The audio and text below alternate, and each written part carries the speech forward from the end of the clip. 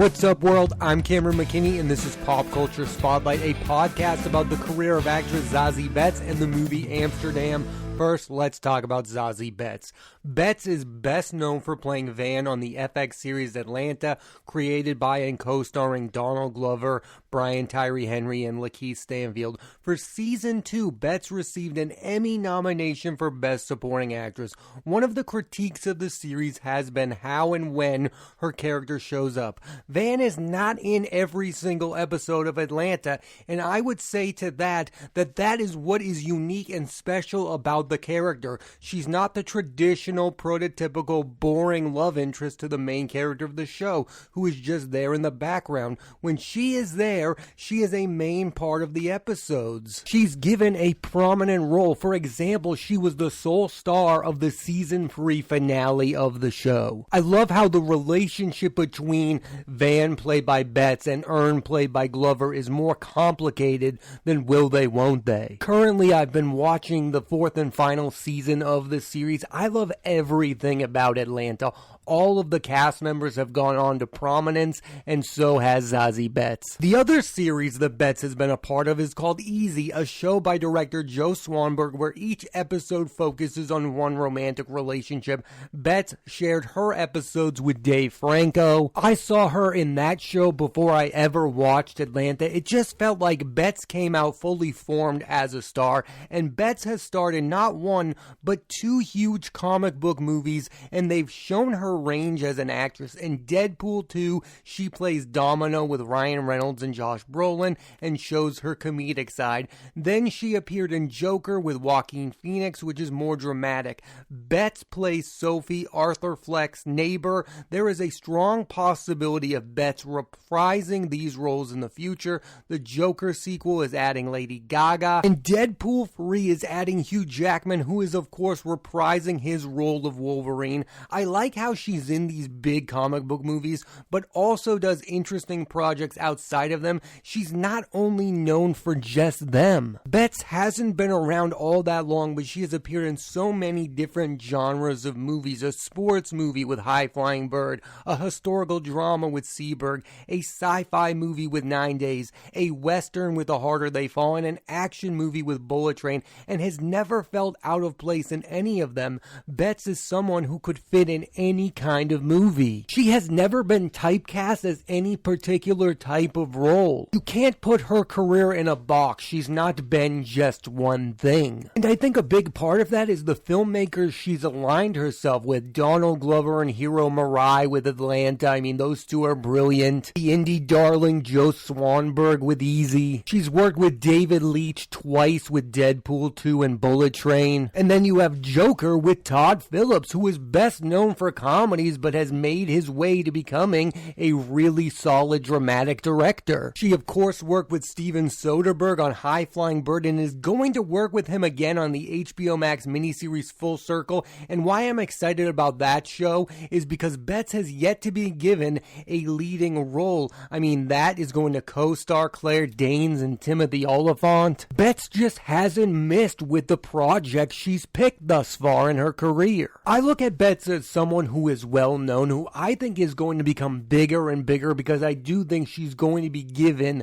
really good leading roles in the future. I think for as big as she is right now, she's about to explode. I think when we look back at her career, we're not going to say that Atlanta was the high marker. We're going to say it was the beginning of something. And that's also the way I feel about her Atlanta castmates. I feel like this is the beginning of Donald Glover. I couldn't be more excited for his Mr. and Mrs. Smith series. I think that's going to be wild. Brian Tyree Henry, I think that guy is going to continue to evolve as an actor. And Lakeith Stanfield, who has already been Oscar nominated. For as good as these people have been on Atlanta, I think they are going to continue to get better as performers. There is a part of me that is sad that the show Atlanta is ending, because I want to continue to see Donald Glover and Zazzie Beetz share the screen. I think they have excellent chemistry, and I hope those two continue to work together once the show ends. My favorite performances from Beetz are, of course, in Atlanta. It's the project that made her a star.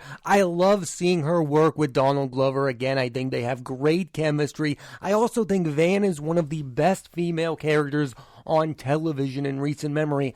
I love the fact that we don't worry every episode if they're going to end up together. I love how complicated the character is. I love how she goes through actual emotional things that matter. I know a lot of people did not like season 3 of the show, but one of the aspects I really did like was her journey trying to figure out what she wants her life to be like and how she was lost at times. I find her character to be the most relatable one on the show. It's hard to relate to Paperboy because he's a famous rapper. It's hard to relate to Earn because he's gone to Stanford and he's a genius. It's easy to relate to Van because she's the normal one of the group who is just seeing them explode. She also wants to be more than a mom. Like, you understand what her character is going through and you feel empathy towards that. The other performance is in High Flying Bird, where she plays the former assistant of a basketball agent played by Andre Holland. This is one of the best modern sports movies, and Beetz is one of the absolute best things about it. If you recently watched the Adam Sandler movie Hustle, you'd enjoy High Flying Bird. The most underrated performance of Beetz's career is in the Western The Harder They Fall. I loved her scenes with Jonathan Majors and Regina King. She was able to hold her own against two of the best actors working today. I think that movie deserved more recognition. It was one of my favorites of last year. Her Atlanta co-star Lakeith Stanfield was also fantastic in this movie. This movie should have been nominated for Best Picture at the Oscars. When looking at Beetz's career, it's crazy to think that she's really only been prominent for about 5 to 6 years since Atlanta begun, and she's already done so much work. She's been in so many good projects. You'd think she's been around a decade. That's why I'm excited, because I think the best is yet to come, and I think she's going to continue to do really good projects and work with really great filmmakers. It's also crazy to think about the people she's shared the screen with. She's been in movies with Joaquin Phoenix, one of the best actors ever, Brad Pitt, one of our best movie stars, Ryan Reynolds, one of the best comedians. Beetz is simply one of the most interesting actresses working today. Here's a list of noteworthy performances given by Zazzie Beetz: Atlanta, Easy, Deadpool 2, High Flying Birds, Seberg, Joker, 9 Days, The Harder They Fall, and The Bad Guys. Now let's switch gears and talk about the movie Amsterdam. Here's a quick synopsis. Three friends who met during World War I reunite more than a decade later to solve the mystery of who killed their former commander and mentor, Bill Meekins. The film stars Christian Bale, Margot Robbie, John David Washington, Robert De Niro, Rami Malek, Anya Taylor-Joy, Mike Myers, Michael Shannon, Taylor Swift, Zoe Saldana, Alessandro Nivola, Chris Rock, Andrea Riseborough, Matthias Schoenaert, and Timothy Oliphant. Standout performances. Amsterdam is full of stars. Let's start by talking about the three leads. Christian Bale is best known for being a serious dramatic actor, although in recent years he's shown his more comedic side in Adam McKay's The Big Short and Vice. He's one of the few actors who can play a character like Bert in Amsterdam and pull it off. It's like Willem Dafoe in The Lighthouse. That role in another person's hands would feel ridiculous. Bale walks the line between real person and caricature. This is Bale's third movie with director David O. Russell. Russell brings out the best of Bale as an actor. He gave his absolute best performance in The Fighter and is brilliant in American Hustle. Bale has had a tremendous 2022 with Amsterdam and Thor: Love and Thunder, and later this year he's starring in The Pale Blue Eye with the Queen's Gambit star Harry Melling playing Edgar Allan Poe. It will be Bale's third film with director Scott Cooper. In her short career, Margot Robbie has already worked with Martin Scorsese on The Wolf of Wall Street and Quentin Tarantino on Once Upon a Time in Hollywood, and now seems on a mission to work with every prestigious filmmaker. This year she has a movie directed by David O. Russell, Babylon from Damien Chazelle, and has movies coming out with Wes Anderson, Asteroid City, and Greta Gerwig with the highly anticipated Barbie. In Amsterdam, she's given a fun, eccentric role. I really do believe that Robbie is in the running for biggest movie star on planet Earth right now. I mean, not only is she getting Oscar nominations for movies like I, Tonya and Bombshell, but she's also in these big projects like The Suicide Squad, playing Harley Quinn, a character she's made iconic, and it seems like she's going to be in even bigger blockbuster movies. There's the possibility of her being the star of the next Pirates of the Caribbean film, and she's going to be in the reboot of Ocean's 11. 11. Every great director wants to work with her, and every franchise wants her to be a part of it. That's a great place to be. The third lead of Amsterdam is John David Washington, who I've become a big fan of from BlacKkKlansman, Tenet, and Malcolm and Marie. In Amsterdam, he's given the least to do of the leads, but is super charismatic and has undeniable chemistry with both Bale and Robbie. Washington's next film is True Love from Star Wars Rogue One director Gareth Edwards. It is interesting to note that John David Washington's character in Amsterdam was going to be played by Michael B. Jordan. I think that would have been a completely different kind of movie. Let's talk about the supporting players in Amsterdam. I love that this movie was able to show the multiple sides of Anya Taylor-Joy, how she can play a seemingly innocent character with a mysterious dark side. I, like many, am upset that Anya Taylor-Joy won't be in Robert Eggers' highly anticipated Nosferatu with Bill Skarsgård and Nicholas Hoult, but am excited she's starring in Scott Derrickson's next movie, The Gorge, with Miles Teller. I also can't wait to see The Menu with Anya Taylor-Joy and Nicholas Hoult and Ralph Fiennes. I understand a lot of people are annoyed that Anya Taylor-Joy is in everything, and you can say the same thing about Margot Robbie, that they're in everything, and my counter argument to that would be they're both brilliant actresses who are both just taking advantage of the moment, because there will be lean years where they won't be given these amazing opportunities. Both Margot Robbie and Anya Taylor-Joy have never been bad in a single movie and should continue to be given these great opportunities. I also can't wait to see Anya Taylor-Joy as Princess Peach in the Mario movie. The last point I'll make on this is it seems we only get mad at actresses for being in everything. Like, we were mad about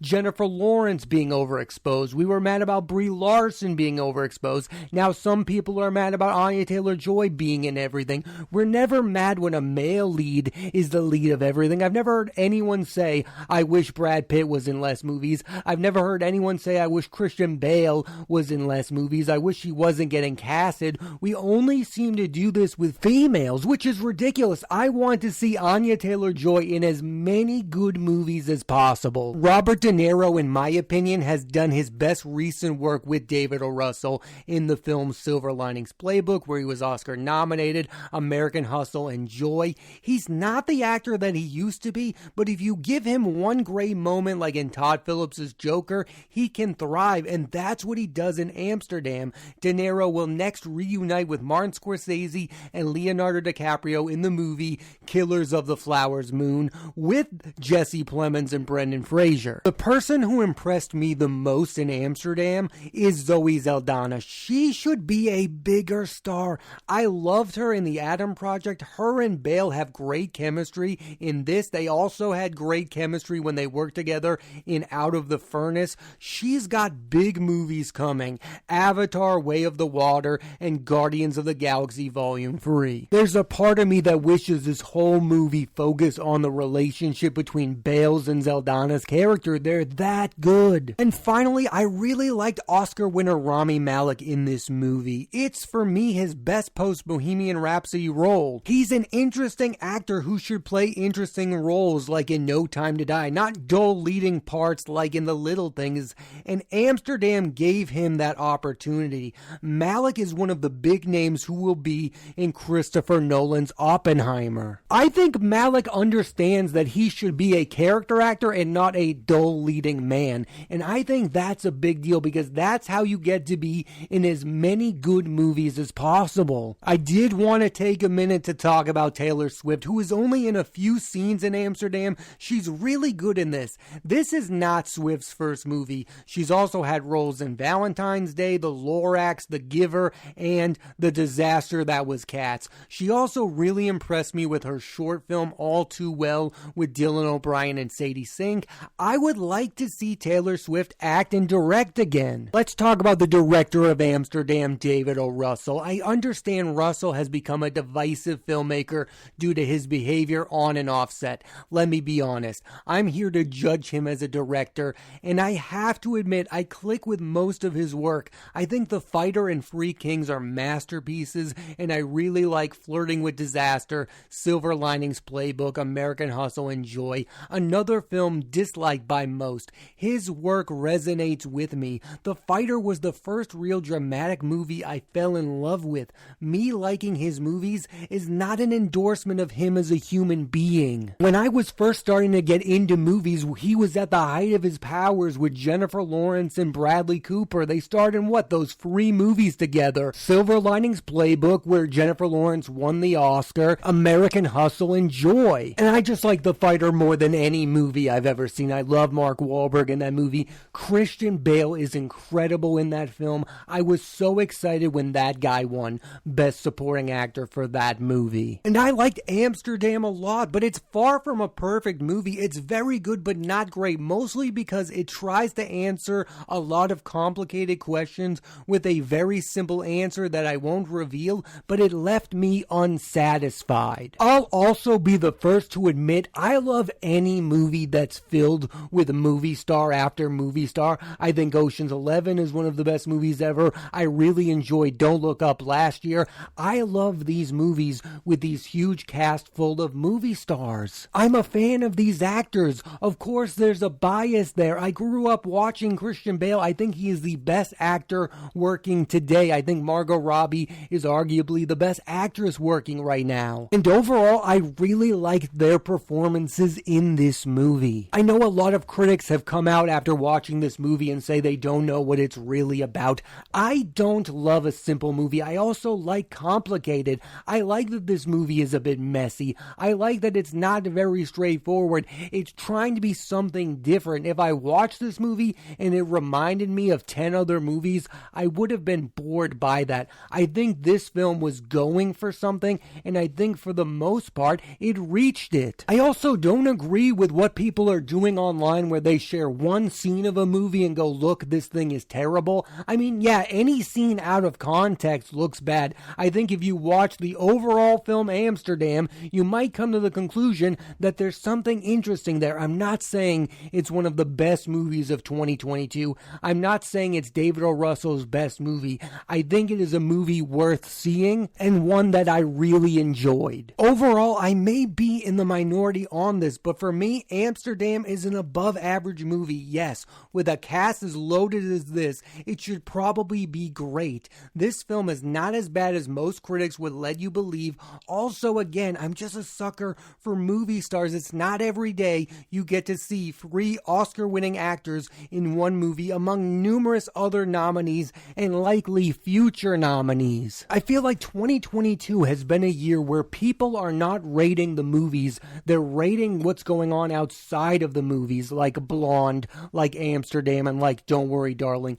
I am here to just rate the movies, and I liked the movie Amsterdam. It's also worth saying that this movie cost $80 million to make. It did not do very well at the box office, and that's fair. That's a fair critique of the film. People did not go out and see this movie. That's very fair. I also understand if you didn't like this movie, it's not going to be for everyone. I enjoyed what was going on screen in Amsterdam. I thought it was a fun movie. It was different than the other David O. Russell movies. It was a little bit more like I Heart Huckabees, which I also really liked. Movies don't have to be either great or bad. There can be this weird in-between, and I think Amsterdam is in that in-between. With a cast like this movie should be great. Last year, Don't Look should have been great, but just because they weren't great doesn't mean they're not good at all. I think Amsterdam is a really good film. I'll be the first to admit I walked into this movie wanting to like it and did, but I also really wanted to like Don't Worry Darling.